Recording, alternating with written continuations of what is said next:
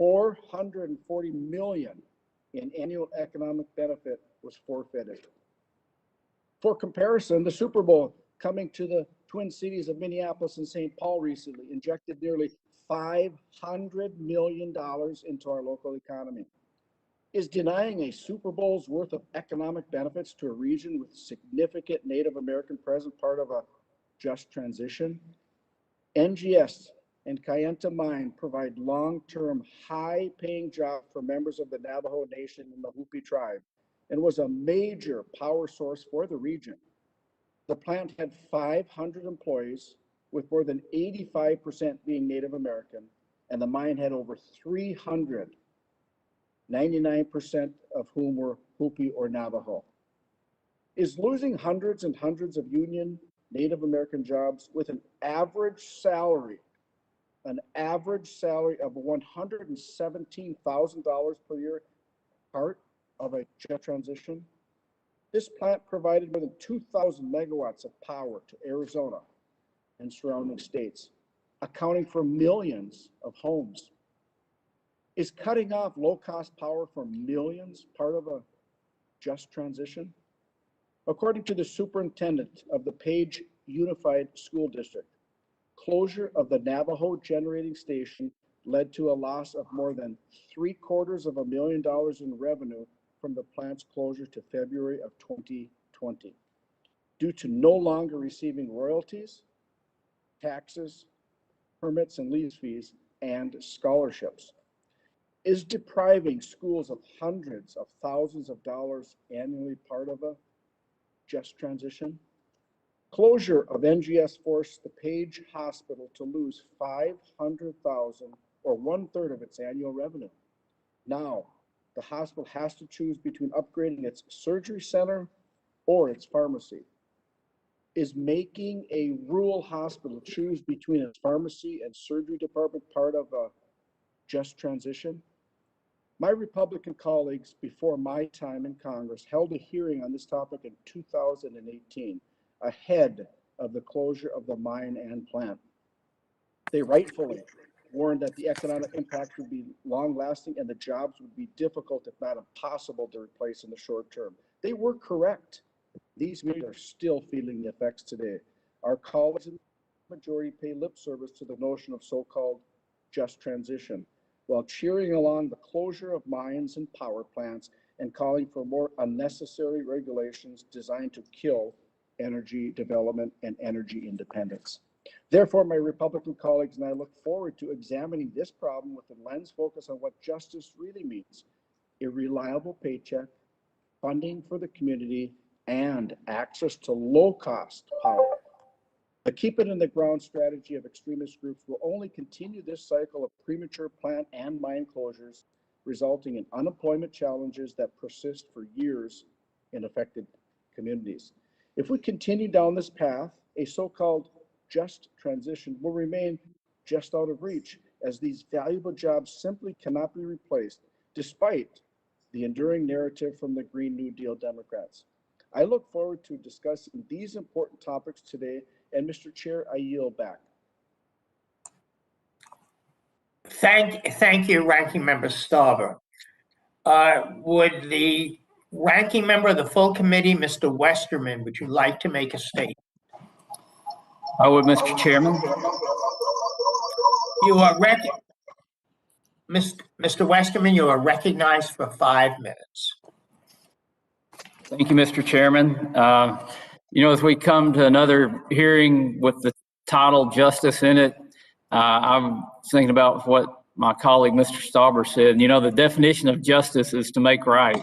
There's nothing about these hearings that are making anything right. Justice means to bring things into balance.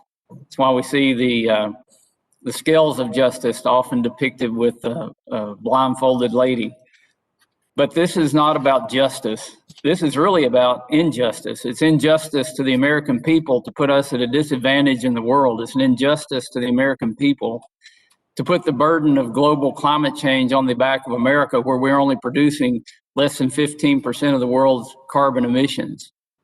This is injustice to rural America, injustice to people who depend on producing energy for their jobs. and it's not going to do anything to benefit the environment. I really wish the Democrats would start looking at real solutions that are market-based solutions that actually make life better for Americans and make the environment cleaner and safer and healthier. And today, as the subcommittee discusses the important role that the states play in coal mining reclamation and challenges that have been presented by onerous regulations and premature mine closures across the country, we're looking at an issue that could be beneficial to Americans rather than being weaponized to just continue an attack on fossil fuels. Under the Surface Mining Control and Reclamation Act of 1977, or SMCRA, the states maintain primacy regarding the regulation of coal mining and reclamation activities with oversight from the Office of Surface Mining, Reclamation, and Enforcement. While our colleagues on the other side of the aisle advocate for more heavy-handed requirements from Washington that are designed to make it impossible to mine coal, we know that the states are in the best position to oversee these activities at a local level. To be clear, no one on this committee wants to see new abandoned mine lands created.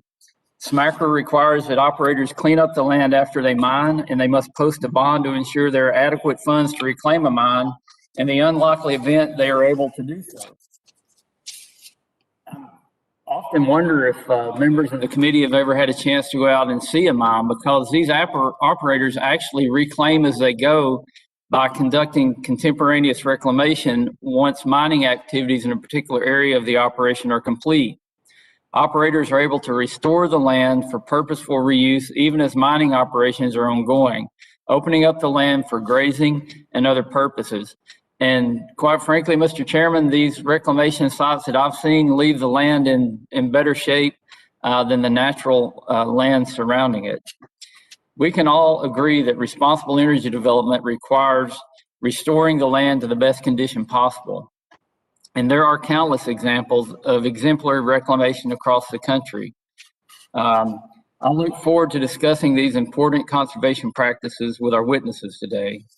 We'll also hear testimony and discuss the fallout from the premature closure of the Navajo generating station, the Kayenta mine. These operations were economic drivers for both the Navajo and the Hopi tribal communities in the region, and the impact of these closures is far-reaching. The power plant and associated mine provided jobs and revenue for these tribes to this day have not been adequately replaced. Environmental activists call for so-called just transition for communities that have long relied on and benefited from energy production as a source of economic development. Yet they applaud as operations are shuttered and advocate for more energy and job-killing regulations. As we have seen with the Navajo generating station and the Kayenta mine, valuable jobs in the conventional energy sector cannot be replaced overnight. While the Biden White House claims without evidence that coal and oil and gas workers will easily get jobs in the alternative energy sector or reclamation, the facts just aren't on their side. For example, the largest sector of jobs in the solar industry is in construction, providing an average salary of around $54,000. In contrast, the most common job in the natural gas sector is in utilities, generating an average salary of over $85,000. That's a $30,000 pay cut per year for hardworking American families. Additionally, while reclamation is a source of job creation, the number of jobs available simply pales in comparison to the number of jobs supported by mining operations. This keep it in the ground strategy ignores the human and economic costs are inevitable when energy projects are eliminated by DC bureaucrats and environmental activists who I quite frankly question their motives on the environment, because the actions they take most often are contrary to helping the environment. We can balance environmental stewardship and responsible development of our natural resources, and I look forward to discussing that with our witnesses today. Thank you, and I yield back. Thank you, Ranking Member Westerman. I'm now happy to introduce today's witnesses. Ms. Mary Cromer is the Deputy Director of Appalachian Citizens Law Center. Chairman Ricky Nez is the Chairman of the Resources and Development Committee of the 24th Navajo Nation Council. Ms. Nicole Horseherder is the Executive Director of Tonish One Ane, the Navajo-led nonprofit organization which translates to Sacred Water Speaks. Mr. Kyle Wentland is the administrator of the Land Quality Division of the Wyoming Department of Environmental Quality. Mr. Ben Nuvamsa is the executive director of Kiva Institute and former chairman of the Hopi tribe. And finally, Mr. Joe Pizarchik served as the director of the Office of Surface Mining, Reclamation, and Enforcement from 2009 to 2017. Let me remind the witnesses that under our committee rules, they must limit their oral statements to 5 minutes, but that their entire statement will appear in the hearing record. When you begin, the timer will begin and it will turn orange when you have 1 minute remaining. I recommend that members and witnesses joining remotely use grid view so that they may, quote, pin the timer on their screen. After your testimony is complete, please remember to mute yourself to avoid any inadvertent background noise. I will also allow the entire panel to testify before questioning the witnesses. The chair now recognizes Ms. Mary Cromer for 5 minutes. Welcome to the committee. Thank you very much, Chair Lowenthal. My name is Mary Cromer. Chairman-Person Lowenthal, Ranking Member Stauber, and members of the subcommittee, thank you for allowing me to address the environmental justice impacts of coal's decline on coalfield communities. As I said, my name is Mary Cromer. I am Deputy Director of Appalachian Citizens Law Center in Whitesburg, Kentucky. My testimony here builds on my experiences over the past decade to illustrate the problem of coal mine abandonment as the industry is declining. Those experiences focus on the problem as it has occurred in Central Appalachia, but the same basic problem is occurring on the Hopi and Navajo reservations, as you will soon hear, and in other coal regions in the nation. And the problem is this: as coal declines, coal mining regulations are failing to keep up, and coal companies are increasingly abandoning their environmental obligations, leaving too little in bond money to cover reclamation costs. Without sufficient bonds, coalfield communities fear that they will be forever burdened with hazardous and unusable land and polluted streams. Immediate steps are needed to protect these coalfield communities. My written testimony recommends some specific steps that OSMRE should take immediately to address the problem. In short, the window is closing fast on the opportunity to ensure that the coal industry pays to clean up its own mess. The industry will never have more money than it has now to pay for reclamation. While coal mines still have operators with financial resources and CEOs that are profiting, regulators must use their enforcement authority to speed up the pace of reclamation the way SMCRA intended. If and when the enforcement leads to permit forfeiture, or if the company offloads its environmental obligations through bankruptcy, OSMRE must ensure that reclamation is completed in a timely manner and meets all of SMCRA's requirements. I first moved home to Central Appalachia to lead ACLC's environmental justice program in 2008. As the coal industry's decline accelerated, ACLC began to see more and more instances where companies were leaving mine sites untended. Calls came from people dealing with problems like landslides caused by ponds that had overflowed their banks and sediment clogging streams below mine sites. Those unmaintained sites were in violation of SMCRA. What we realized was that as the market for Appalachia's steam coal had declined, SMCRA's ratcheting enforcement system had just stopped working. As companies were no longer selling coal and expanding their operations, They were unmotivated by the SMACRA regulatory authority's ability to block them from getting any new coal permits or expanding coal permits until the violations were abated. And the SMACRA regulatory authorities seemed reluctant to trigger their ultimate enforcement mechanism, permit forfeiture. Permit forfeiture is the process by which the regulator can forfeit the permit and any reclamation bond and assume responsibility for completing reclamation. But because the regulators knew that they had failed to require adequate bonding, they were very hesitant to take any action that would push the company to abandon its mines. When Black Jewel filed for bankruptcy in 2019, we learned that it had functionally abandoned many of its coal mines years before. By the time it filed for bankruptcy, those permits had accrued significant environmental violations. And those violations continue to accrue during the 21-month bankruptcy process. We knew that those violations would increase the cost of reclaiming the mine sites and make the permits unattractive to new buyers. We feared that those mines would be left to the state regulatory authorities and the sureties to reclaim. Many of them were. In March, 33 permits were forfeited. Kentucky estimates that the cost of reclaiming just those 33 permits exceeds the bond amounts by over $28 million. And many more of Black Jewel's permits are due to be forfeited in September. I focus on the Black Jewel bankruptcy because we see it as an inflection point. Given the current market trends, we expect more coal companies to use the bankruptcy process to abandon their environmental reclamation obligations. OSMRE is a small agency, but it is critical for ensuring justice for coalfield citizens. I want to close by saying that perhaps what coalfield citizens need more than anything is strong leadership at OSMRE. The career employees at the agency need to be encouraged and allowed to do their job to protect coalfield citizens by ensuring that mine sites are reclaimed quickly and fully.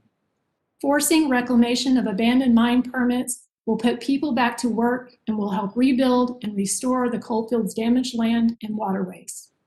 Thank you very much.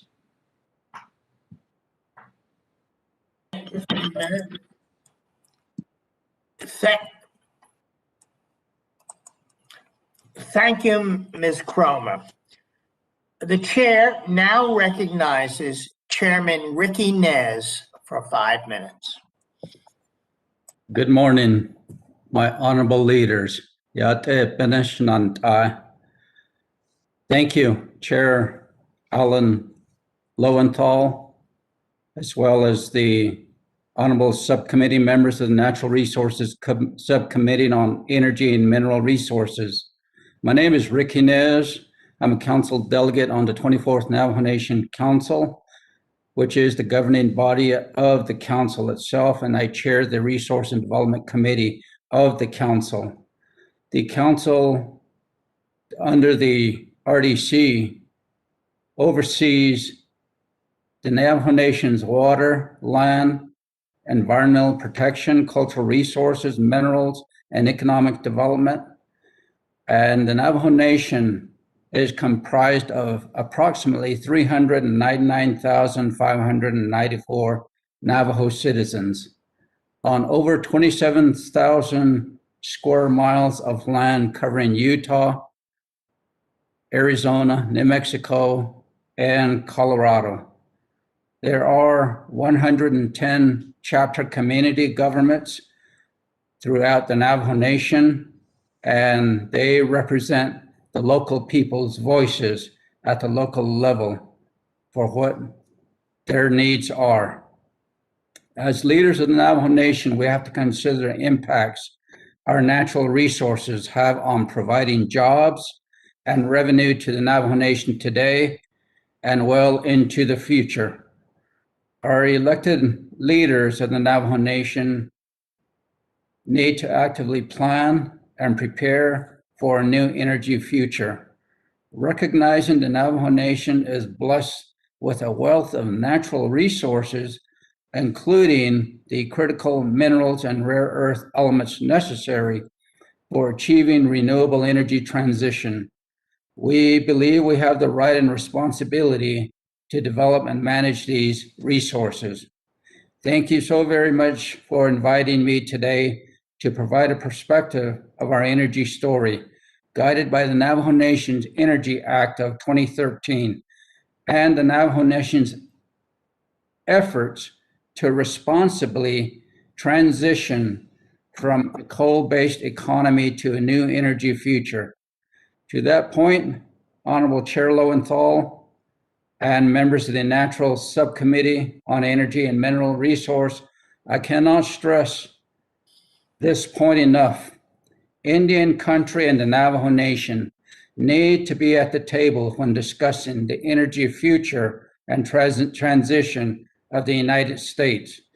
Today, our Navajo people have a household income of $20,005 a year, with an unemployment at a rate of 42% and 43%, which is well below the poverty line.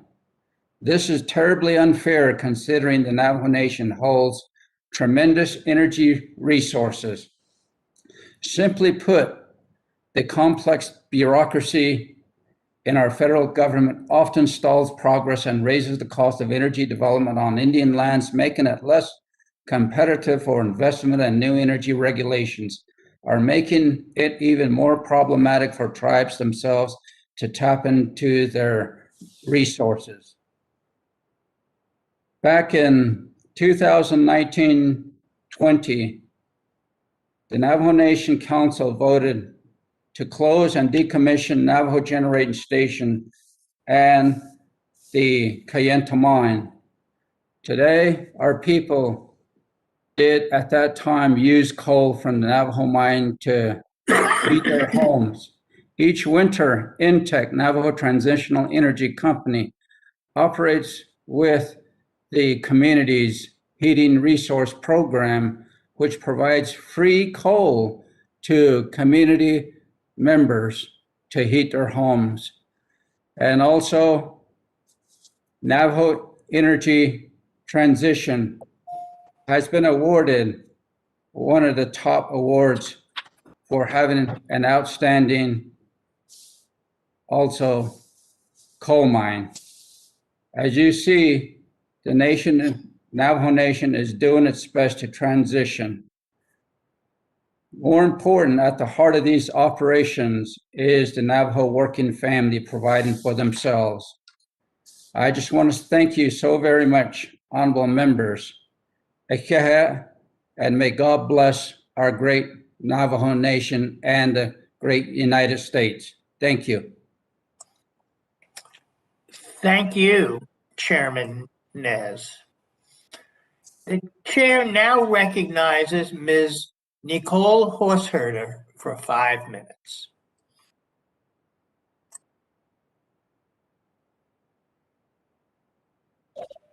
Welcome, Ms. Horseherder. Thank you to the members of this committee. My name is Nicole Horseherder. I am Navajo and I live on the Black Mesa my entire life. Coal once played a central role in Navajo Hopi economies, but that is no more now. Early in 2017, NGS owners made a financial decision to close the largest power plant in the West. At the same time, the Central Arizona project, for which the Navajo Generating Station was originally built, argued that it could purchase renewable energy at least $35 million less annually than by having to purchase it from NGS. I'm here seeking your help to ensure that the Office of Surface Mining, Reclamation, and Enforcement and Peabody Coal are held accountable for cleaning up tens of thousands of acres and restoring vital groundwater sources that were damaged by all the years of mining. Office of Surface Mining is supposed to be in charge of that process, but to date it has been completely unhelpful in ensuring that reclamation proceeds in a timely and adequate manner. They've allowed Peabody Coal to leave a mess at Black Mesa Mine, and they've taken no action to move along reclamation work at Kayenta Mine. OSM also has made it incredibly difficult for us to monitor the status of cleanup work. None of the records or documents that should be available to the public are online. We've had to hire someone to go to OSM offices in Denver to scan paper copies, and this is before COVID. Early this year, they finally gave us thousands of pages of documents all at once. We fear that OSM will bring this same sort of negligent approach to the renewal of Peabody's permit for Kayenta Mine, which expired last July. Peabody is pressuring OSM to rubber stamp a renewal of the permit for another 5 years. Peabody's financial condition is one of the main reasons we're so concerned. The company came out of its first bankruptcy just 4 years ago, and it barely avoided another earlier this year by cutting a deal to restructure hundreds of millions of dollars in debt. Peabody's CEO just announced he is leaving with a golden parachute that will pay him $85,000 a month as a, quote, consultant, quote. This is a company on a fast track towards insolvency. A pro forma renewal of Peabody's Kayenta mine permit under such dismal finances would be disastrous for Reclamation. It would allow Peabody to dictate what Reclamation looks like and the schedule it takes place under, in all likelihood cutting corners to save money. It would also limit the ability of our people to participate in the reclamation process in anything but a token way. The Surface Mining Control and Reclamation Act requires a significant mine permit revision anytime there is a major change in production. Going from 8 million tons a year to 0 certainly qualifies, but to date, OSM has completely dismissed the idea that a significant permit revision is necessary. This is not discretionary, so we're not sure why OSM isn't following through. In February, Arch Coal announced it was closing its Coal Creek mine in Wyoming. A month later, it submitted a notice of a significant mine permit revision because that's what the law requires. Kayenta mine closed nearly 2 years ago, but OSM hasn't lifted a finger to require a significant permit revision.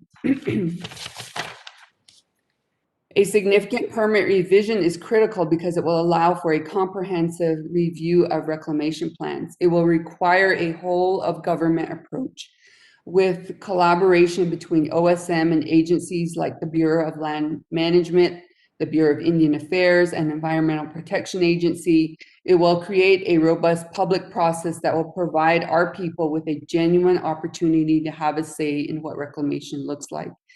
Most importantly, it will require a comprehensive hydrological analysis that can document the major change that has been done to the Navajo aquifer by mining. Water levels in many wells are 100 feet or more lower than when they were pre-mining. Growing up, we had access to water from seeps and springs all over Black Mesa, and most of those have dried up and have stopped producing water. To get water, my family has to drive round trip 40 miles to Hard Rock chapter to the Peabody lease area, 30 miles to the Hard Rock community well, or 40 miles to the Pinon community well. We in late summer have to wait in line for hours to fill up at any one of these community wells. OSM is complicit in helping to cover up mining impact on our water. They do this by playing games with data, by using computer modeling instead of real-world water measurements. These models downplay the impact of mining and contort the data to put the blame for dropping water levels on Hopi and Navajo communities, and municipal use. But all you have to do is connect the dots between damage to the aquifer and mining to look at the wells. Measurements clearly show, for example, that since mining stopped at Black Mesa, nearby wells have started to stabilize. If our communities were the cause of the drops, then the water levels would surely be falling still. The law and the leases Peabody has with Navajo and Hopi require mined areas to be returned to us in as good condition as received. That includes restoring our vital water resources. We are asking for your help in ensuring that there are no more broken promises. Congress has the ability to help hold Peabody accountable and make sure OSM meets its trust responsibilities to the Navajo and the Hopi people. And the best way to do this is to require a significant mine permit revision before Peabody's permit is renewed. Thank you very much. Well, thank you, Ms. Horseherder. The chair now recognizes Mr. Kyle Wentland for 5 minutes. Welcome to the committee, Mr. Wentland. Good morning, Mr. Chairman and members of the subcommittee. My name is Kyle J. Wentland, and I'm the administrator of the Wyoming Department of Environmental Quality, Land Quality Division. Thank you for providing the state of Wyoming the opportunity to testify today. Wyoming surface coal mines are unique nationally in size and scale.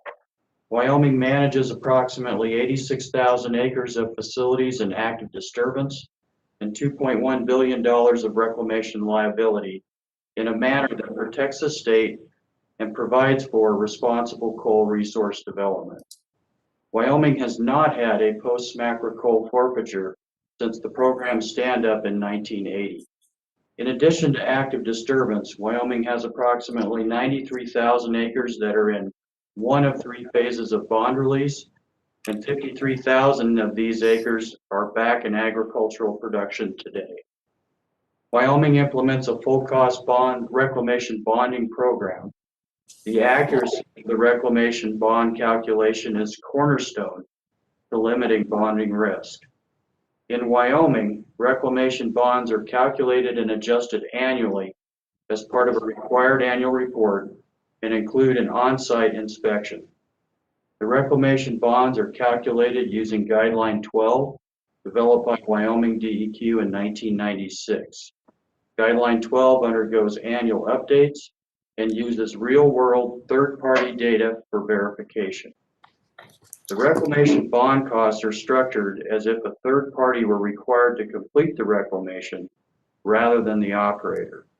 Once the annual bond amount is established, the mine operator has 45 days to submit any bond adjustment.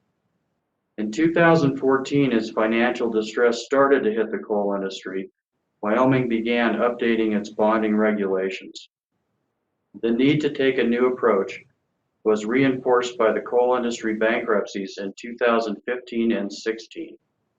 Wyoming revised and more sophisticated financial assurance rules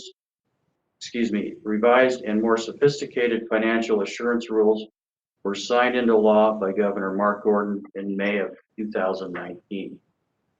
Currently, Wyoming bonds are composed of 86% surety, 13% self-bond, and 1% in other instruments. As Wyoming updated and tightened its self-bonding regulations, a natural shift towards surety bonding occurred. This transition carries risk, as the diversification is no longer spread across different financial instruments. A surety company in Wyoming must meet the requirements of the State Insurance Commission, the underwriting requirements of U.S. Treasury Circular 570, and the terms established in the bond by the state of Wyoming.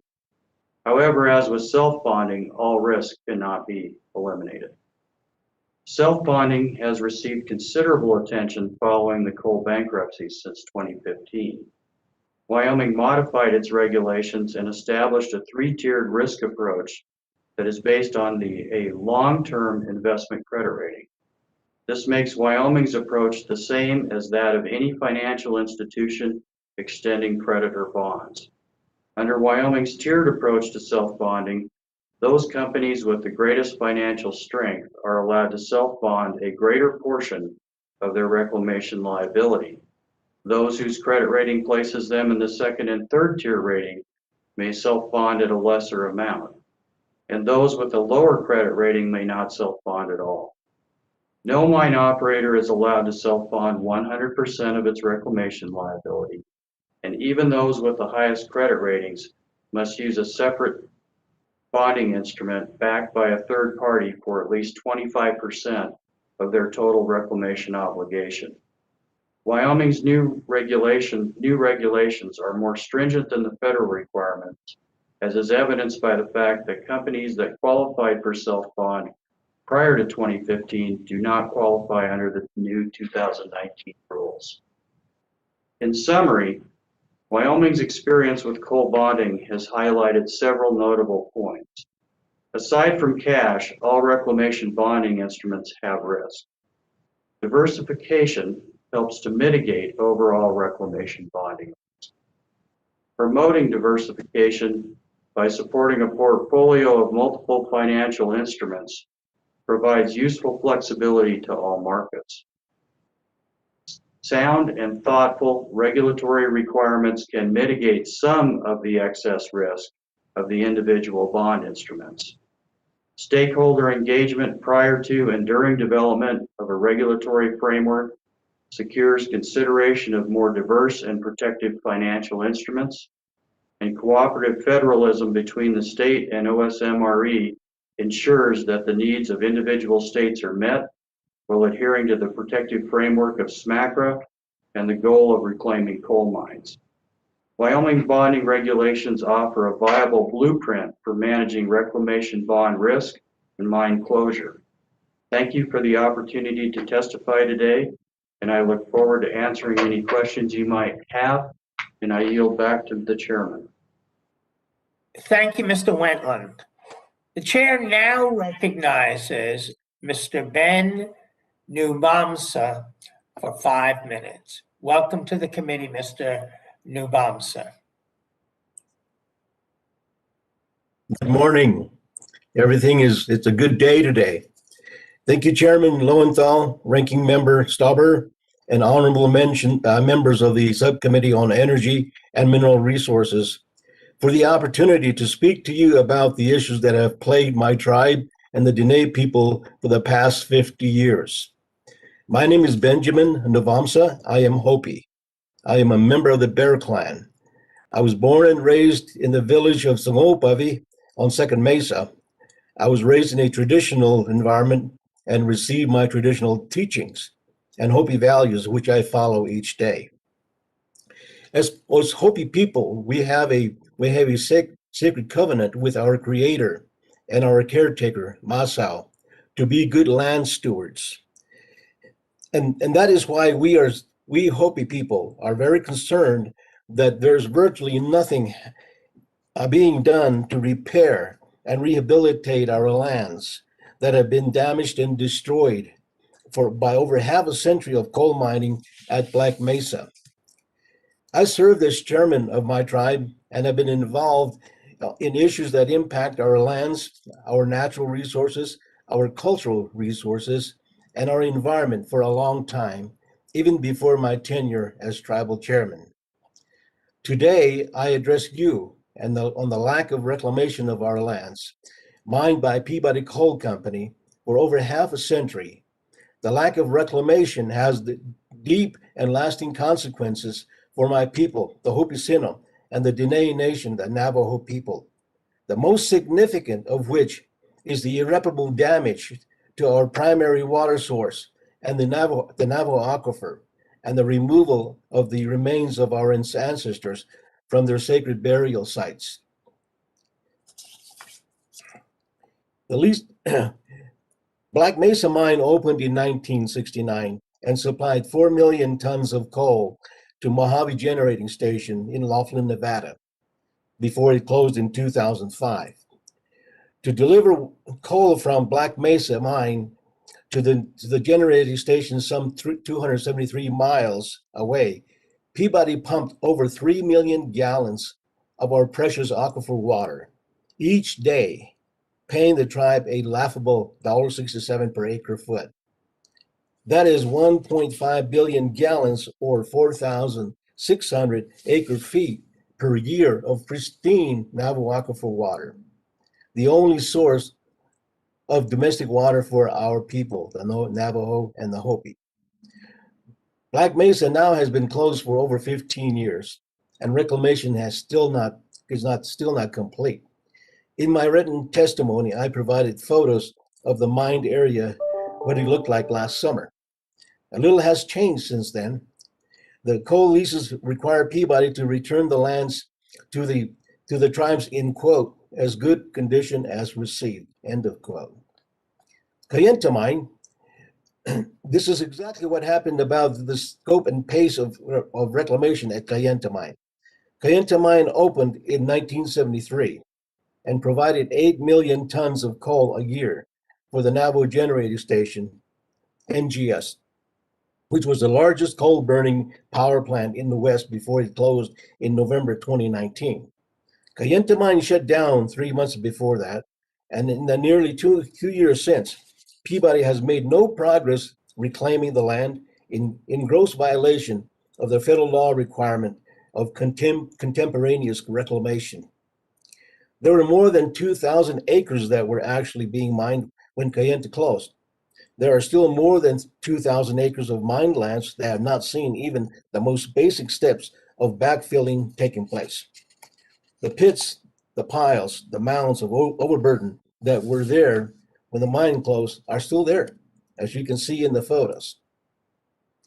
To make matters worse, Peabody has submitted an application to delay a majority of the work even longer than this, and then that is acceptable to us. This is not acceptable to us and should not be acceptable to you, the federal government. The Department of the Interior and OSM have a trust responsibility to our tribes, but so far the only thing we see is the agency OSM bending over backwards to facilitate the needs of Peabody, helping it get away with doing the least amount of possible in terms of giving our land and water back to us. Both mines are now closed after having dug up and damaged more than 20,000 acres of our land, lands that our people lived on for centuries, lands that we used for farming and where we raised our families. Now these lands are not suitable for habitation and are now unusable. And every indicator we have regarding reclamation points to the same thing that we have been dealing with for decades: broken promises and broken leases by Peabody and OSM.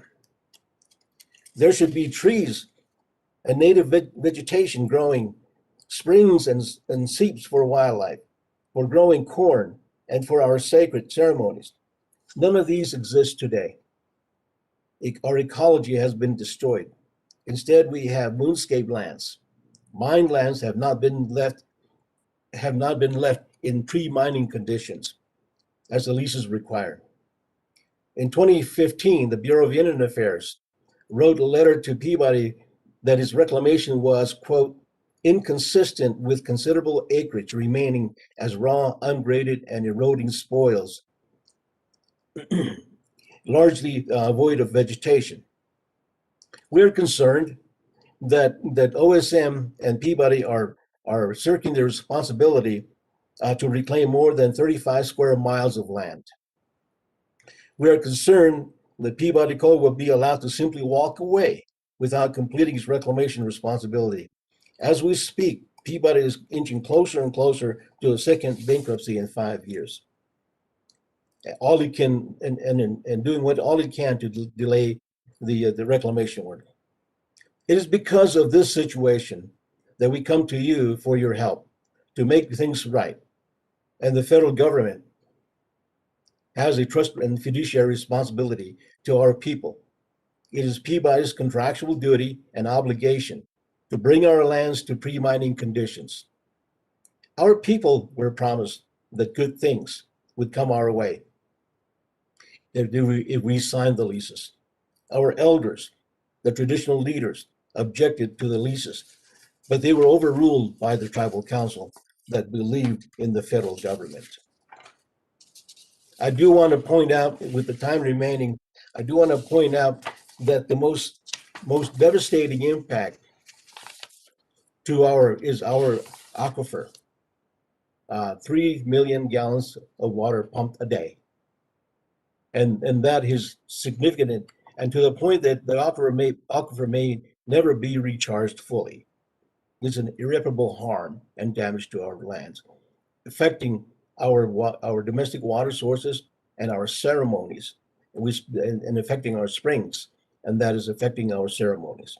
With that, I thank you very much, subcommittee, and I look forward to answering any questions that you may have.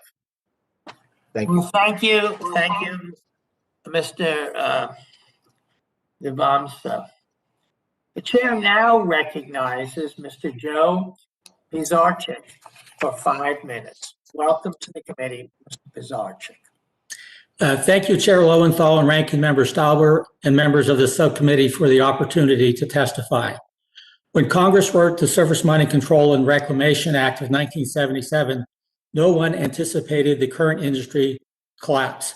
Some parts of SMACRA do not provide OSMR and the states with the tools they need to effectively manage the current industry crisis. Things are a lot better than they were prior to SMACRA, but we have issues to address. Some states fail to effectively implement the law. OSMR is understaffed. The looming adverse effects of this crisis will continue to further burden disadvantaged communities and impede their ability to navigate the energy crisis. Congress can help. SMACRA established that coal companies are to provide the state with a reclamation bond to cover the state's full cost to reclaim the land if the company failed. The bond could be in various forms, such as a surety bond or cash. SMACRA also gives states complete discretion on whether to accept a self-bond instead of a full-cost reclamation bond. A self-bond is merely a corporate promise and is in essence no bond at all. The self-bonding rules require that when a company fails to continue to meet the eligibility standards, it must provide a full-cost bond within 90 days. Large self-bonded coal companies filed bankruptcy in 2015 and 2016. Based on what happened with the self-bonds which the state of Wyoming had accepted, it is clear that the regulations that govern the use and replacement of self-bonds do not work and cannot be fixed. In August 2016, OSMR advised the states to replace all self-bonds. It is my understanding that more than $1 billion of self-bonds still exist. These states are either unwilling to accept the reality of coal's collapse or worse. Congress should ban self-bonds. States also have the option to not require full cost bonds, but instead to create an alternative bond system, also known as an ABS. And that system must achieve the purposes of full cost bonding. The alternative systems created by states suffer from a number of design deficiencies as well as implementation issues. The alternative systems typically look backward, tend to be based on the historic coal company failure rates, do not look ahead to what may happen in the near future or what happened last month. They are slow to react, were not designed to handle the bankruptcy of multiple companies with hundreds of coal mines. States with an alternative system should read the recent West Virginia audit report cited in my written testimony and have a similar audit performed by a competent entity. Congress should require the states to have their systems audited in a manner similar to what was done in West Virginia and then immediately correct the deficiencies. Failure to timely do so would warrant other action. States and OSMR also have their hands tied by the Bankruptcy Code and bankruptcy proceedings.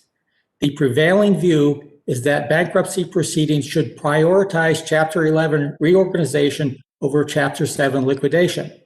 Coal companies sometimes exploit this predisposition of bankruptcy judges and lawyers in the code, and they dump their federal and SMACRA environmental obligations. It is a common practice for coal companies to extract as much profit from a mine as possible before they reclaim the land and fund pollution treatment.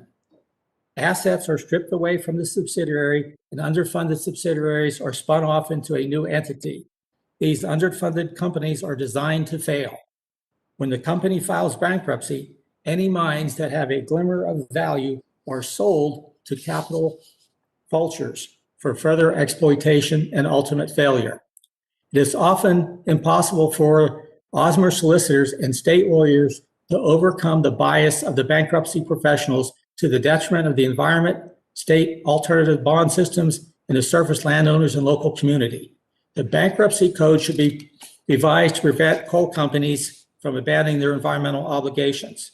The federal rules also allow a mine to temporarily cease operations indefinitely. All the mine operator is required to do is provide written notice to the regulator. The system is abused. The number of inactive coal mines is huge. The longer these mines are inactive, the more environmental problems arise and the more harm they do. States and OSMR should order every coal mine operator to reclaim every mine that has been active for more than 2 years.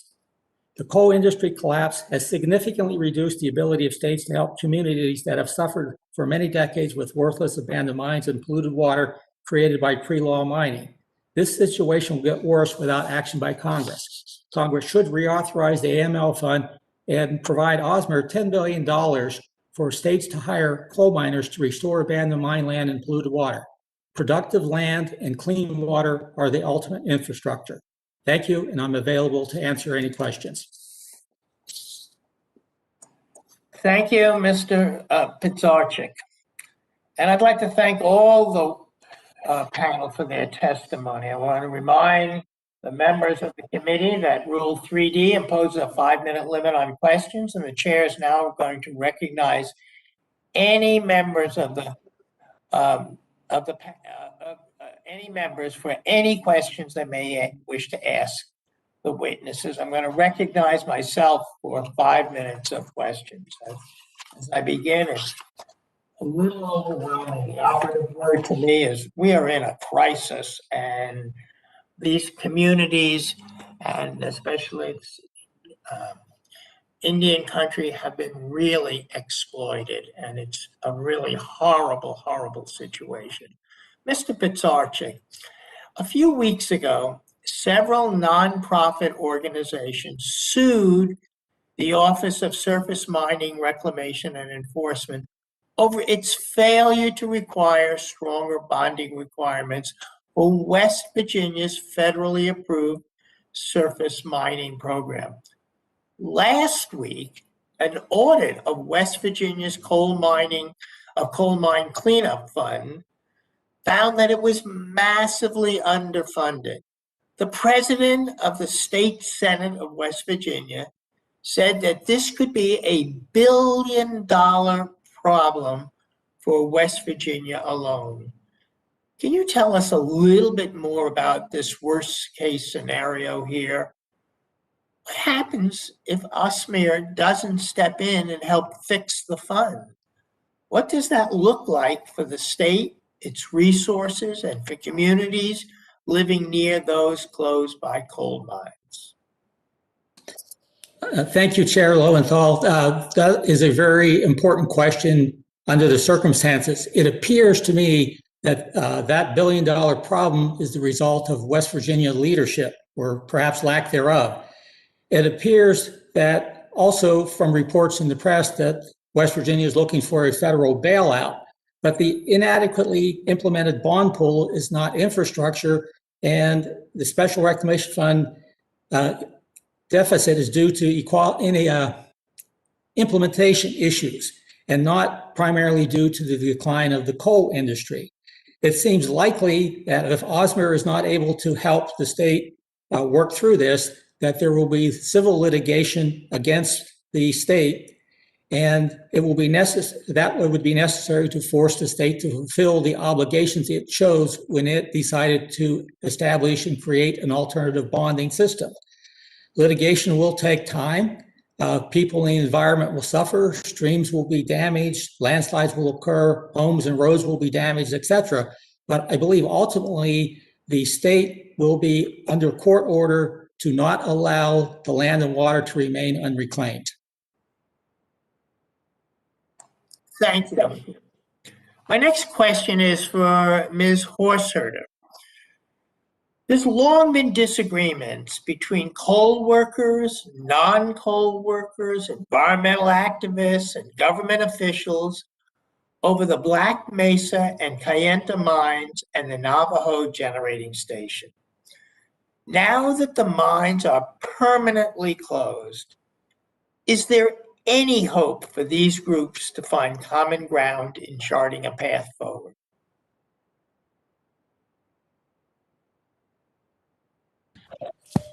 Thank you, Chairman Lowenthal, for that question.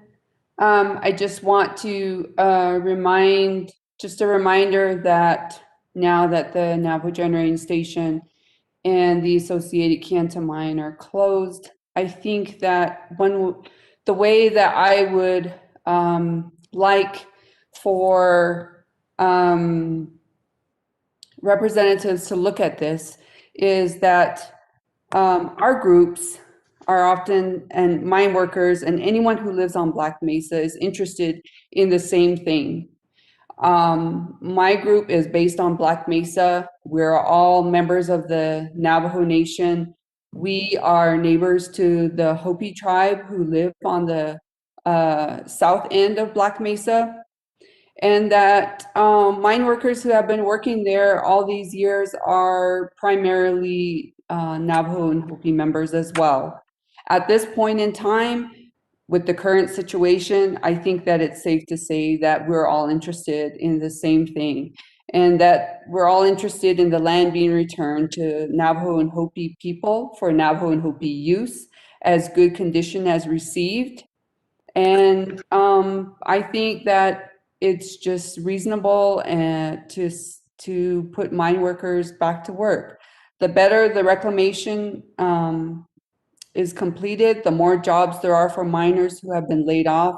The best people to do reclamation jobs are the mine workers who have worked the mines, and we want to see them put back to work as quickly as possible. A significant mine permit revision will allow for reclamation to be done well by people who know how to do it best. A significant mine permit revision creates opportunities to set the parameters for mine cleanup. That includes the mine's own, using the mine's own workforce. Thank you. Thank you. And I'm going to now recognize Ranking Member Stauber for 5 minutes of questions. But I'm going to have to leave at this moment to go to the Transportation and Infrastructure Committee. And Mr. Huffman has agreed to step in and chair the hearing in my absence. Thank you, Representative Huffman. I thank you, Chair Lowenthal, and I will recognize Mr. Stauber, Ranking Member Stauber, for 5 minutes. Thank you, Chair Hoffman. I would like to first allow Ranking Member Westerman to go before me. He does have a prior commitment, if that's okay with the chair. Certainly. Ranking Member Westerman, if you're with us, you're recognized for 5 minutes. Chairman Huffman, I'm here and ready to go. Audio problem here, committee room. There we go.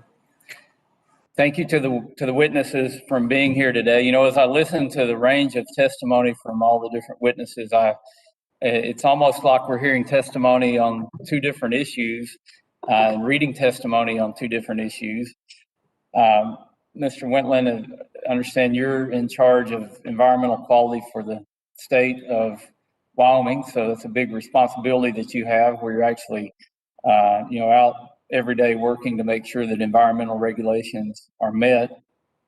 And I know that Chairman Nez, I believe you are actually authorized by as a spokesperson for the Navajo.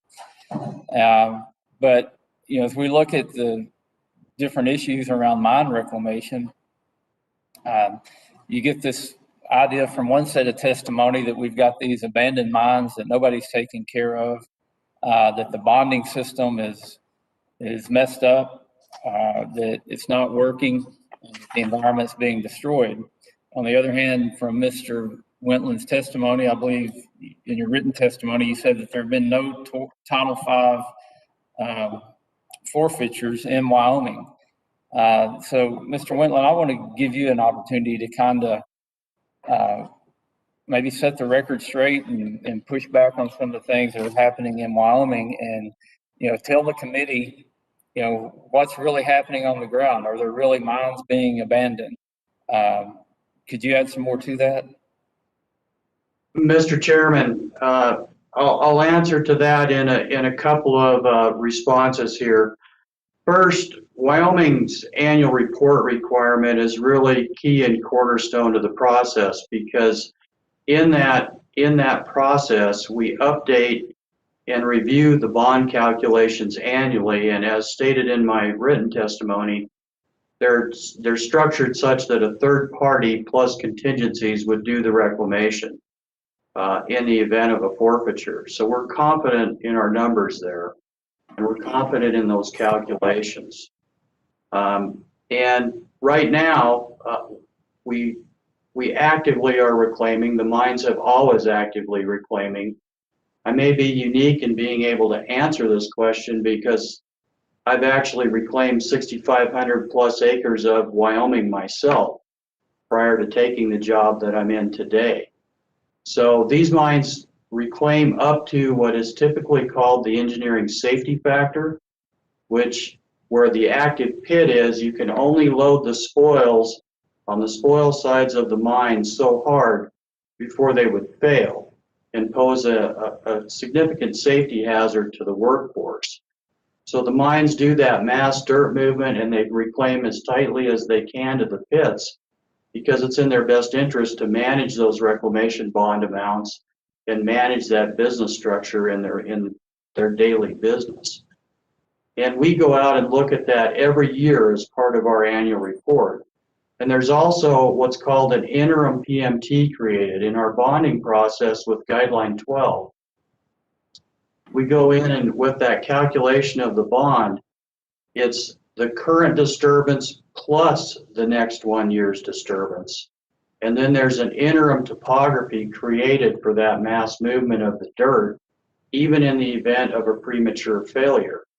So in the end, we already have a plan designed to do that reclamation if such an event were ever to occur. And everything's on track. The bonding's in place, if I'm understanding your testimony correctly. I know Wyoming's a leader in mine reclamation, and I believe it was back in 2014 that Wyoming submitted proposed changes for bonding regulations.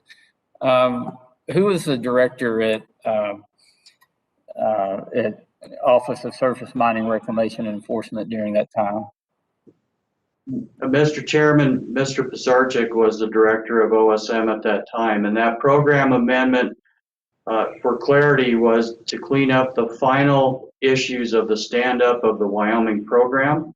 It was filed in 2014, and it was not approved until May of 2019.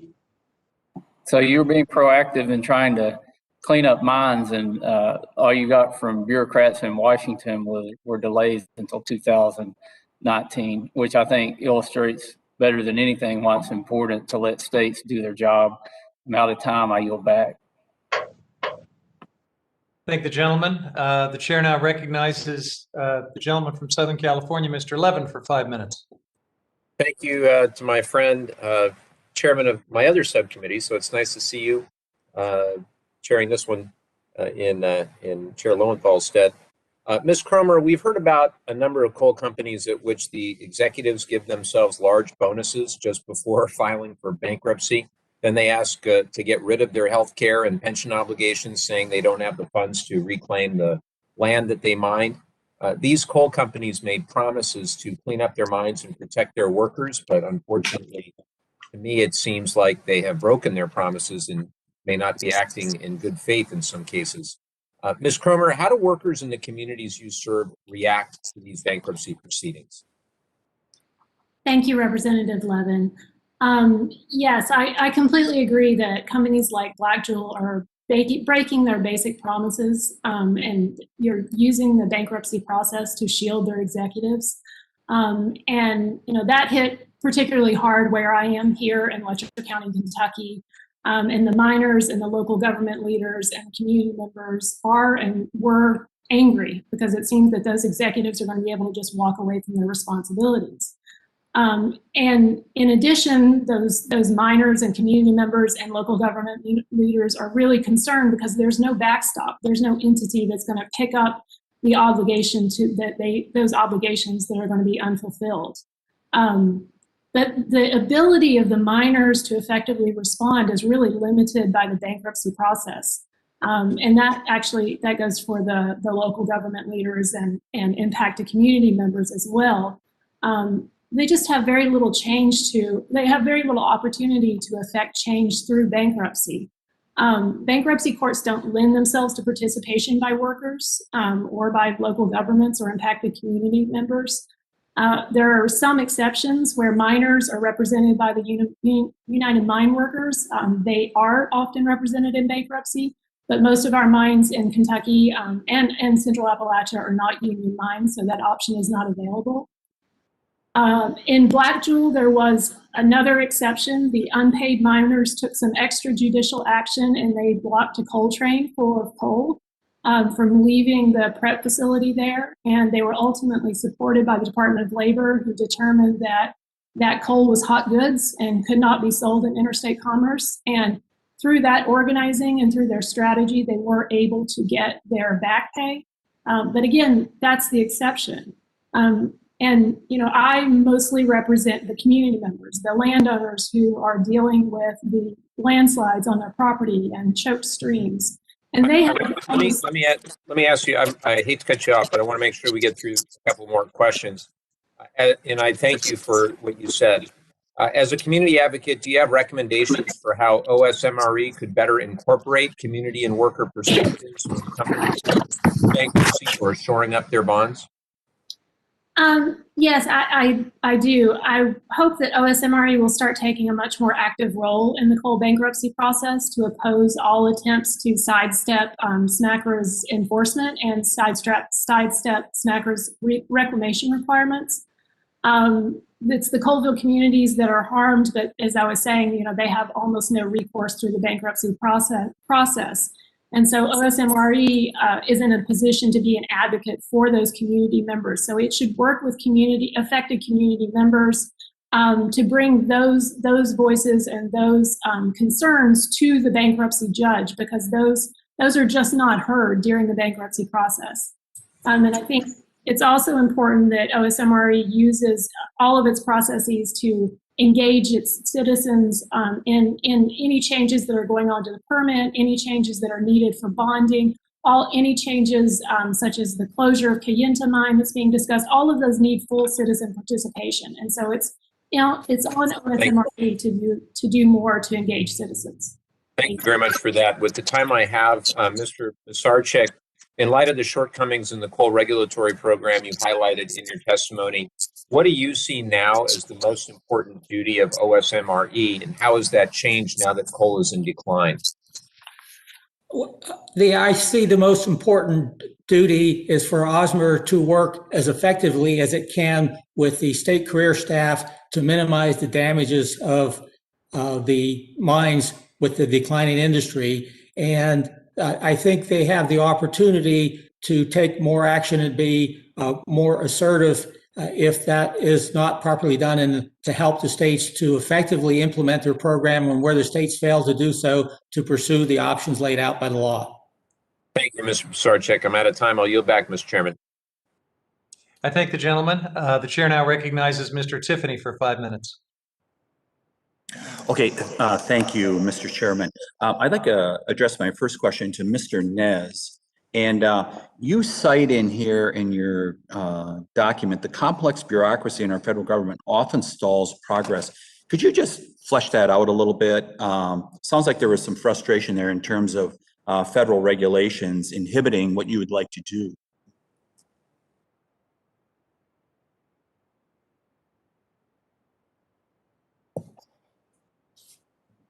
Thank you very much, sir.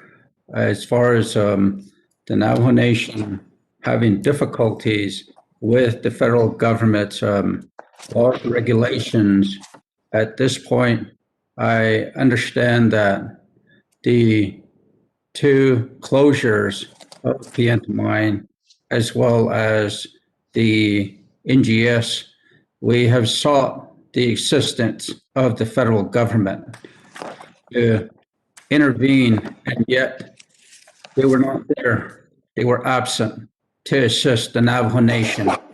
And yet the Navajo Nation is still hurting from all the jobs lost. And hopefully we can continue to reach out and advocate on behalf of the Navajo Nation to work with the federal government to ease some of these laws and continue in the energy field as well, sir. Thank you. Thank you, Mr. Nez. I appreciate that very much. It sounds like there's some real frustration, like many have, with the complex regulations that come down from the federal government. Ms. Horseherder, I thought I heard you say you would purchase electricity at less cost as a result of the mine being closed, because I'm sure it's a great concern in your community that you'd be able to continue to have affordable electricity. What were you guaranteed or promised there?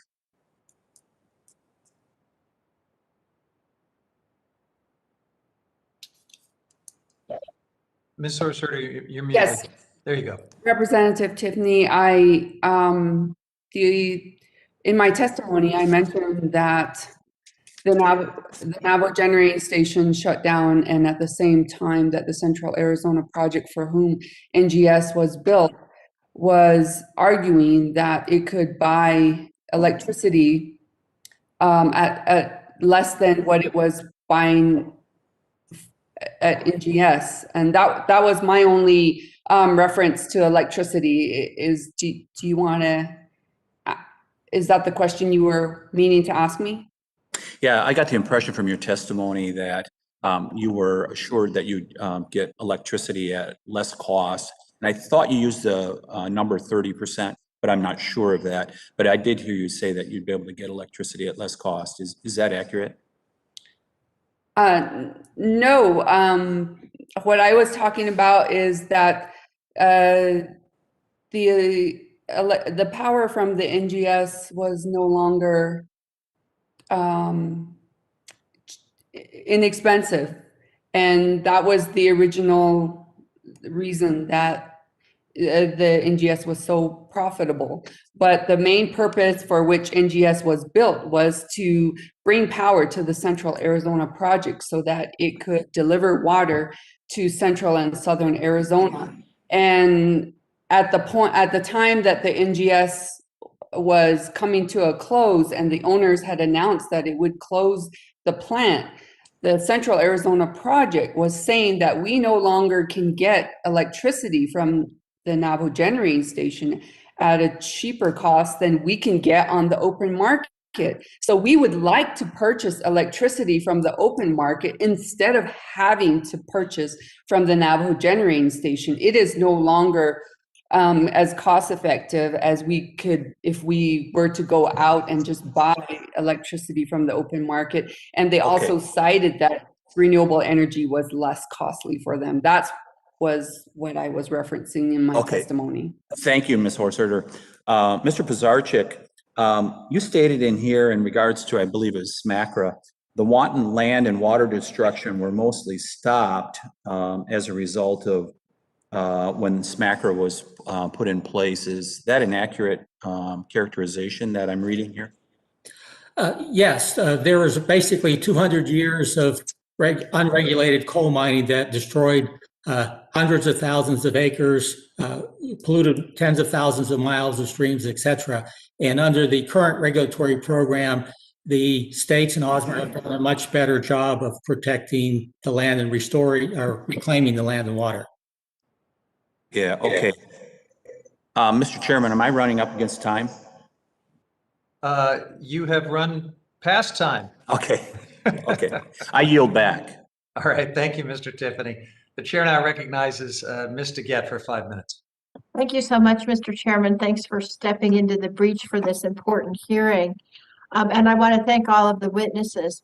My home state of Colorado has created an Office of Just Transition and an action plan to help communities and workers move towards a more prosperous future.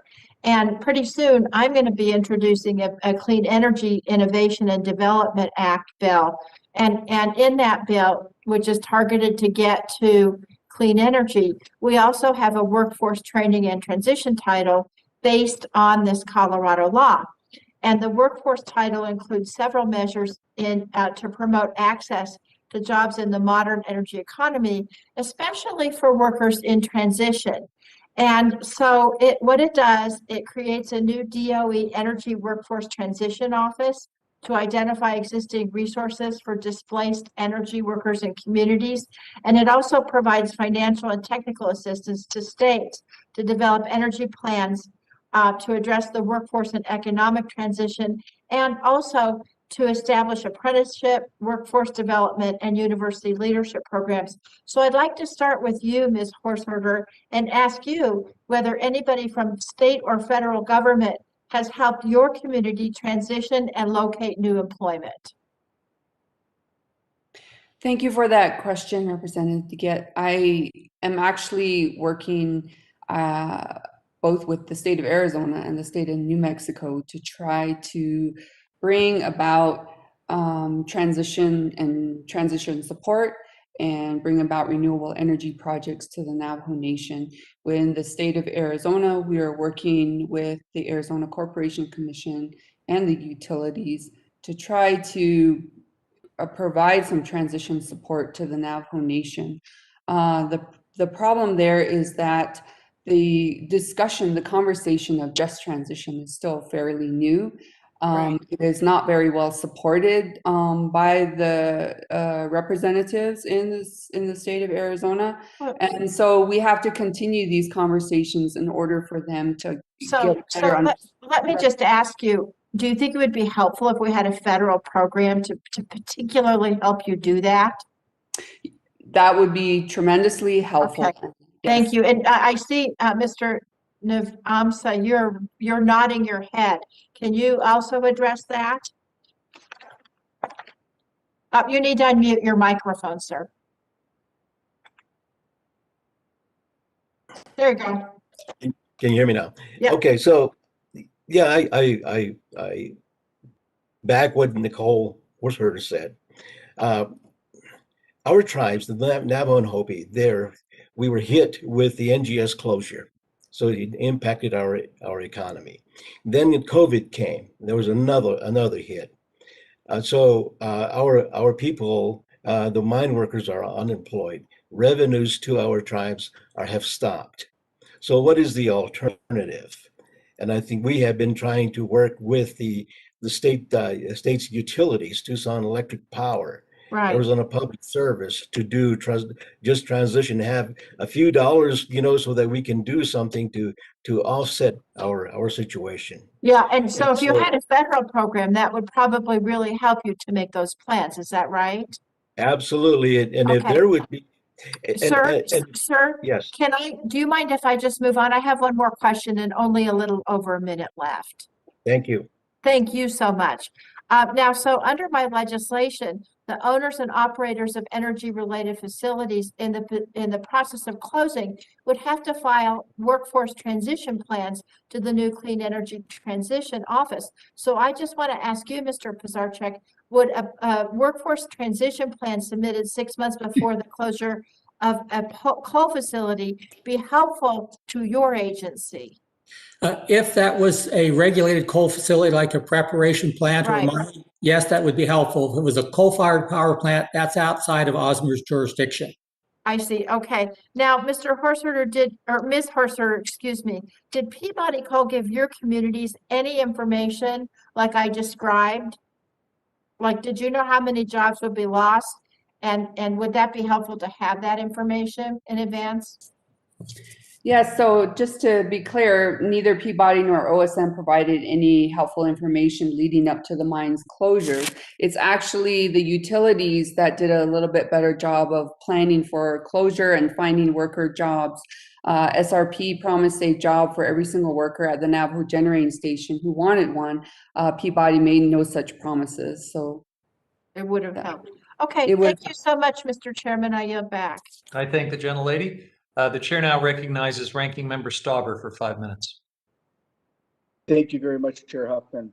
Mr. Wentland, thank you for joining us today. Former Director Pizarchek said in his testimony that Wyoming has allowed bankrupt companies to mine coal without a reclamation bond. Is this true? Mr. Chairman, the statement that Wyoming mines operated without a reclamation bond is factually inaccurate. There was never a single day that Wyoming was out of compliance, as the self-bond claims were in place, and the state additionally negotiated priority positions in the bankruptcies, which were key. In addition, the self-bond and priority claims were not released until a suitable replacement bond was in place as part of the bankruptcy approved exit plans by the court. The state worked with and complied with the respective court orders, the Department of Justice, to resolve the bankruptcies and protect the interests of the state. All of the actions taken by Wyoming were found to be legal and in compliance with the court, SMACRA, and the Department of Justice. Thank you, Thank you for that correction on some factual inaccuracies. I see in your testimony that Wyoming amended its self-bonding requirements recently. Why did the state of Wyoming choose to maintain the option for self-bond? The self-bond piece is part of the total portfolio for Wyoming. And Wyoming wanted to keep all of the options for bonding on the table. That includes self-bond, surety, real property collateral for us, cash instruments, etc. Because that diversification is what lowers the overall risk in the bond profiles. Thank you. Thank you very much for that answer. Chairman Nez, again, thank you so much for joining us today as a representative from the current Navajo government. Could you please describe the blow felt by losing 800 Native jobs in your community?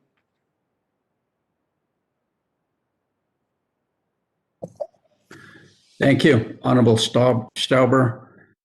Yes, sir. Very painful, sir. An average plant worker, when NGS could open, expected to earn a salary with benefits worth $117,000 annually. But more importantly, this salary fed multiple families under the same household. It is not uncommon on the Navajo Nation that one job feeds multiple households for those that have had to leave the Navajo Nation to seek employment, such as relocation, is difficult in a culture where roots run deep and families often stay on the same land for generations. Our Navajo Nation government's gross income from coal revenue severely decreased and still have not found ways to replace the revenue in future fiscal years. Thank you, sir. And so, Chairman Nez, so I just want to be clear.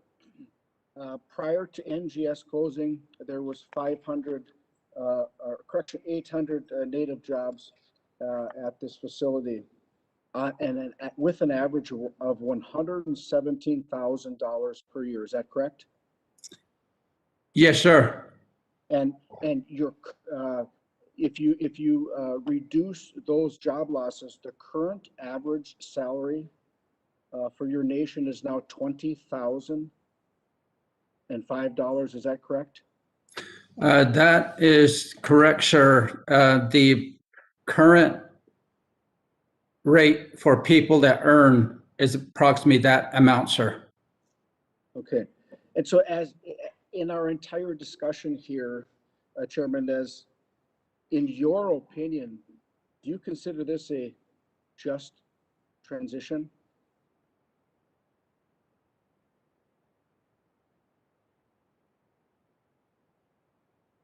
Address transition. We see that only in terms of jobs and revenue lost from previous premature coal mine closures, but as stated in my testimony, the Navajo Nation is working responsibly to transition from coal-based economy to a new energy future. I cannot stress this point enough, sir. The Navajo Nation needs to be at the table when discussing energy future and transition of the United States. I want to stress the decision to close, decommission, and of the Navajo generating station was not an easy decision for many of my colleagues on the Navajo Nation Council. What is important to point out in this decision, our elected leadership were not part of the conversation about the energy transition until the decision was made for us. Thank you, sir. Thank you, Chairman. And Chairman Huffman, my time is up. I yield back. Congressman Tiffany will sit in my ranking seat for the remainder of this hearing. Thank you. Very good. I thank the ranking member. I will now recognize myself for 5 minutes. And Mr. Bizarchik, the colloquy between some of my colleagues and Mr. Wentland has put you center stage. The substance that you've offered in your testimony has been challenged, and your veracity has been challenged. So let's give you a little bit of time to respond. And there's a few different threads here that I would invite you to speak to. One, it's been suggested that notwithstanding all these witnesses who have talked about the very real burdens and hardship that deadbeat coal companies have foisted upon the taxpayers and on struggling communities, that at least from the experience of Wyoming, This is just much ado about nothing. So I would invite you to tell us, is this a real problem, or is it much ado about nothing, as we have been invited to consider it in the Wyoming case? Second, it has been suggested that Wyoming was trying to be proactive and do everything right, and that you messed it up when you were in charge. So I'm going to invite you to speak to those two threads and anything else that you feel like deserves a rejoinder from your perspective. Okay. First, the facts are that under the federal rules governing self-bonds, when a company becomes ineligible for that, it has to replace those bonds within 90 days. The coal companies in Wyoming became ineligible when they filed bankruptcy, perhaps before then, and they did not provide replacement bonds for about 17 months. They were, in essence, there was no bond posted by them pursuant to the SMACRA regulation, so they technically were mining without a bond. As far as the much ado about nothing, Wyoming has a unique circumstances compared to other states, and there are areas where they do a very good job. And but what's happening in Wyoming is not indicative of what happens in many other states with alternative bonding systems, with other types of geological challenges, et cetera, that are occurring in coal country. We are seeing coal companies who have exploited that. Now, let's just take two of the large companies in Wyoming. At the time, it was Arch and Peabody. One reason why they were somewhat successful is they had already spun off their liabilities back in the East for companies, and those companies formed another company, and with those liabilities that they got from those two companies, from Arch and Peabody, they were doomed to failure, and in fact did go into bankruptcy multiple times. So part of Wyoming has benefited from how the bankruptcy code has been exploited by large coal companies. And the problems that we're seeing with some of these bond programs, they're not everywhere, they're not in every state. But some of the states who have smaller programs or other programs, smaller mines, there are serious issues that have been identified out there. And I think Wyoming, if they've done what they've said about adjusting their bonds and diversifying, that is a very good thing to do, to diversify and have it. I commend them on that. As far as doing the regulations, well, OSMER has been understaffed under multiple administrations. From 2000 through 2013, OSMER lost 29% of its staff. Yet whenever more money was asked for by the administration, it was never appropriated, and OSMER has continued to lose staff. And OSMER simply does not have the staff to timely process program events or to do other statutory obligations. That is a fact that will continue to persist. Thank you, Mr. Pisarcik. So I want to talk a little bit about this transition. Look, we know we can do this transition because we are doing it in some places. I look at the success story in Virginia, where the coalfield region has transitioned away from coal industries, begun investing in solar, and in 2019, solar jobs grew 15%. Today, there's far more solar jobs, double, in fact, as the number of coal jobs. And there are other success stories around the country. So in the time I have left, let me just ask Ms. Cromer, I imagine in Appalachia you have some successful transitions away from an economy based on coal towards a more sustainable and diversified economy. Could you just quickly share a few examples? Certainly, Mr. Huffman. Thank you for that. And I'm actually in Virginia. I've lived in Virginia most of my life. Our offices are in Kentucky. So I'm aware of what's been going on in Virginia as compared with what's been going on in Kentucky. And yes, there are numerous exciting ideas and entrepreneurs who are working really hard to ensure that the transition away from coal in our region is just. But I just want to stress that because our region has been so dependent on this one industry for so long, and that industry has provided high wage jobs, there's no one idea, there's no one business that's going to be able to come in and ensure that that transition occurs.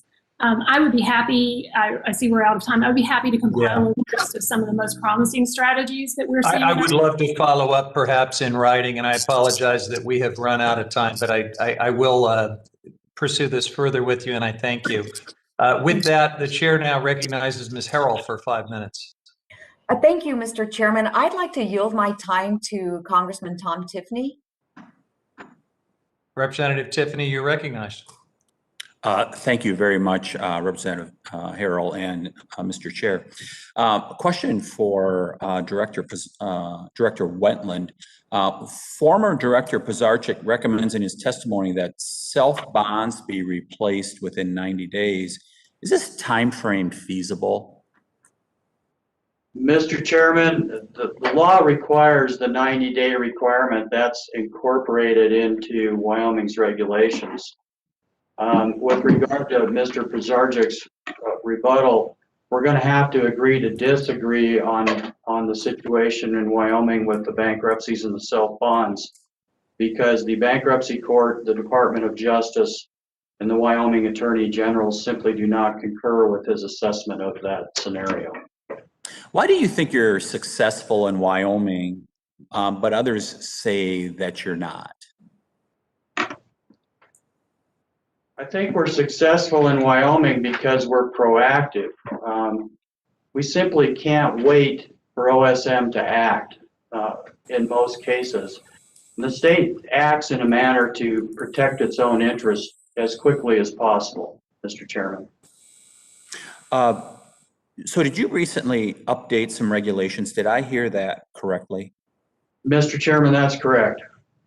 We went through our regulations, and they were the new reclamation and financial assurance rules were signed into law by Governor Gordon in May of 2019.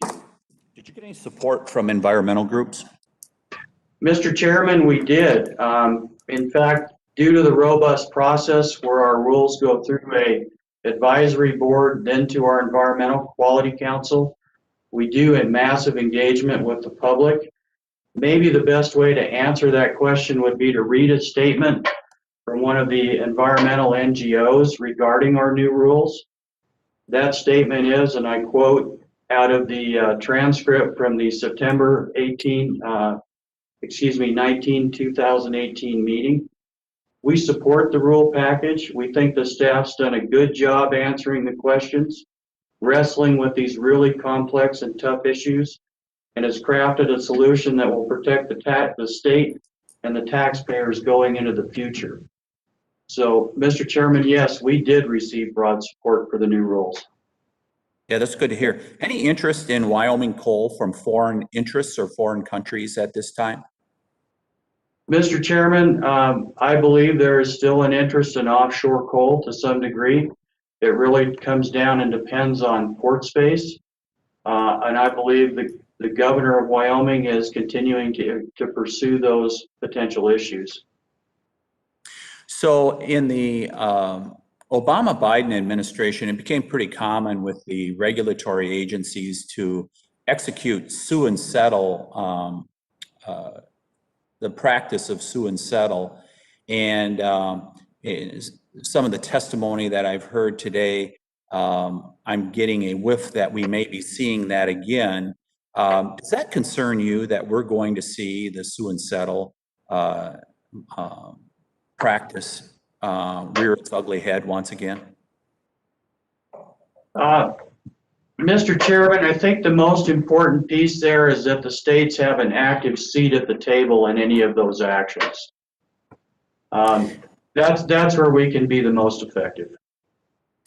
Yeah, and would you say that in your instance in Wyoming, as a result of being proactive and really having the interests of the people of the state of Wyoming at hand, that you've actually been more effective than what has been happening as a result of regulation from the federal government? Mr. Chairman, that's an accurate statement, and I guess the best answer to that may be in looking at the administrative actions that OSMRE took during the bankruptcies with Wyoming. They were really counterproductive. We did receive a number of 10-day notices and then a new self-bond policy that former Director Pizarczyk has referenced today. And those really only served to, well, let me back up. None of those 10-day notices were found to have any legal merit. And the policy also was really not in line with cooperative federalism and Wyoming's primacy agreement.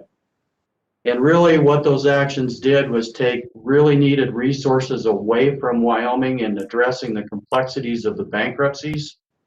And Wyoming just simply could not wait for OSM to act, as I stated earlier. We needed to act quickly and protect our interests. The gentleman's time has expired. The chair now recognizes Representative Gosar for 5 minutes. I'll yield back. Thank you. Mr. Gosar? Can you hear me, Chairman? Loud and clear. Okay, thank you very much. Thank you, Mr. Chairman. I would say the appropriate title for this hearing would have been Justice for Coal Country when Democrat administrations kill jobs, then hold hearings to complain about job losses. But we're here today to hear various witnesses complain about job loss in the coal industry in Arizona and New Mexico that are the direct result of the Obama administration's war on coal. Now, the closure of Navajo Generating Station, while disappointing, wasn't what killed the jobs in this region. These jobs were killed by the Obama administration when they pulled the permits for the Desert Rock Energy Plant, which would have been run by the Dene Power Authority and the Navajo people. In 2009, the Obama administration withdrew valid permits for Desert Rock and refused to ever consider them. That project was on a path to be a state-of-the-art coal plant with aggressive carbon capture technology in the heart of an area that could directly use carbon capture for enhanced oil recovery in the Farmington area, and with the geological subsurface features needed for carbon sequestration. What a moment. That important project would have allowed our nation to test this important technology, which could have been exported from Arizona to the rest of the world. Imagine that. Desert Rock could have been a global center of research. A massive 1,500 megawatt power plant provided critical transmission capability to the entire region. But the Obama war on coal made sure that never happened. Mr. Nez, the Desert Rock Energy Plant would have built a 472-mile transmission line directly across Navajo Nation, not only providing a new electricity backbone to the Navajo Nation, but opening up opportunities for industrial-sized scale solar developments on the nation. Can you tell me, since Desert Rock project was canceled, was this transmission project built? And how much industrial scale solar has been built on the nation since 2009? Mr. Nez. Thank you very much, Honorable Gosar. No, the transmission line associated with the Desert Rock Energy Plant was not built. Currently, the Navajo Nation has 2 utility solar plants operation on the Navajo Nation, the Kayenta 1 and Kayenta 2 solar plants, which were built by the Navajo Tribal Utility Authority. NTUA is in the early stages of constructing a third 70 megawatts facility and a fourth 200 megawatts facility on the Great Navajo Nation. Thank you, sir. So the 1,500 megawatt Desert Rock project killed by the Obama administration, and in the decade since, we have built about 55 megawatts of solar for the nation. We can and obviously need to do more. However, how much of a problem is the lack of transmission capacity, Mr. Nez?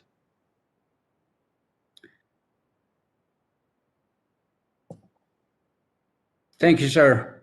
The opportunity to construct more solar on the Navajo Nation is directly tied to location and availability of existing transmission assets and third parties that have rights to utilize such transmission, and the ability to secure solar energy power purchase agreement with those parties to deliver the energy to their markets for use. While more transmission is viable markets would be appreciated, but building for the sake of building does not benefit the Navajo Nation. The federal government and the Navajo Nation needs to ensure that such transmission is built with a preference for ensuring that renewable energy projects on the Navajo Nation would have a priority in the queue of such new transmission systems. Sir. Yeah, so actively we look at green energy as being intermittent, and we need baseload power. So there's creative options that go with it. So this was a significant backdrop, not having a transmission line to connect these. Is that true?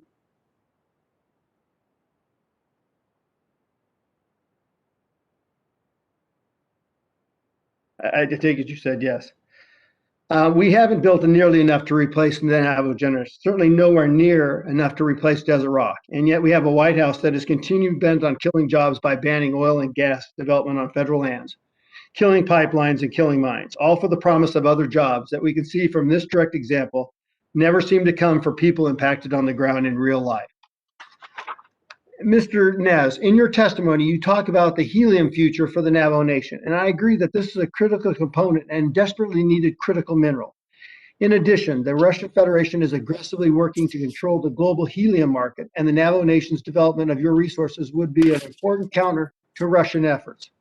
I hope to work with you as you develop these resources, and I hope that my colleagues question radical NGOs that come out to oppose this important development, knowing that Russia will do about anything to stop us from developing these natural resources. Mr. Wetland, can you The describe gentleman's time has expired. Thank you, Mr. Chairman. I yield back. I thank you, Mr. Gosar, and I want to thank the witnesses for their valuable testimony today and the members for their questions.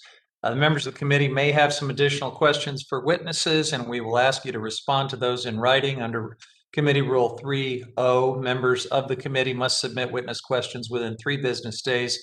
Following the hearing, the record will be held open for 10 business days to allow for responses. I also want to remind the witnesses that they are encouraged to participate in the Witness Diversity Survey created by the Congressional Office of Diversity and Inclusion. Witnesses may refer to their hearing invitation materials for further information about that. If there's no further business, then without objection, the subcommittee stands adjourned. Thanks, everyone.